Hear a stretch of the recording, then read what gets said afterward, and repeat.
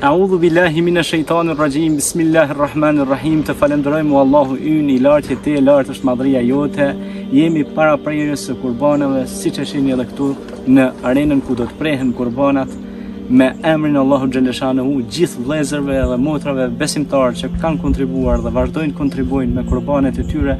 Allahu shpërbleft që po i ndihmojnë vëllezërt e tyre shqiptarë që janë në nevojë, të varfrit, jetimët, skamnorët, kujshiun e afërm dhe të largëm. Nuk ka gjë më mirë se shqiptari ta ndihmojë shqiptarin në përhapjen e fjalës së mirë, në përhapjen e veprës së mirë dhe sakrificës me qurbanet e tyre. Siç po e shihni edhe ju vëllezër, besimtarë dhe besimtare, siç e kemi bërë edhe që 12 vjet po e bëjmë rregullisht prerjen e qurbanave, po i shpërndajmë në përqese së bashku me literaturën islame, me kuranat, po ashtu po bëjmë dhe një dava, një thirrje islame që i mungon këtyre rajoneve. Realisht ju mungon shumë edhe ju bëj thirrje që të kontribuani sa më shumë për hapjen islame.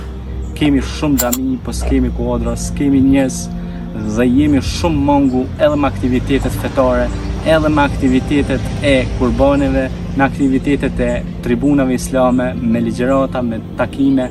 Na duhet ta ngjallim këto pra festa dhe me këto festa po ashtu t'i japim jehun thirrjes islame në këto votra, në këto vise tona shqiptare. Kanë nevojë njerëzit për fjalën e Zotit, për Kuranin famlar, kanë nevojë për edukim, kanë nevojë për thirrje. Prandaj qëllimi i Kurban Bajramit është afërsia e njerëzve mes njëri tjetrit që të dinë gjendjen reale në këto festa, se ku ndodhen dhe ku janë. Këto festa na mbledhin që të bëjmë lutje, të bëjmë dua dhe të afrohemi me njëri tjetrin. Pra, siç e kemi thënë, edhe në qese zbashku me mishin do shpërndahet Kurani, do shpërndahet literatura islame dhe do i shpërndajmë kudo që njerëzit të pra të ushqejnë edhe trurin, edhe të edukohen me arsim, edukim, shkencë, art dhe gjitha këto. Dhe prandaj tha dhe Zoti i Madhëshëm Kur'anit i famlar, Bismillahirrahmanirrahim, Kul inna salati wa nusuki wa mahyaya wa mamati lillahi rabbil alamin. Thuaj namazin, qurbani, jeta ime dhe vdekja ime janë për Allahun xhaleshanehu. Prandaj çdo gjë që e bën besimtari, edhe namazin, edhe qurbanin, edhe çdo gjë e bën për hir të Zotit me fitu kënaqësinë e Zotit.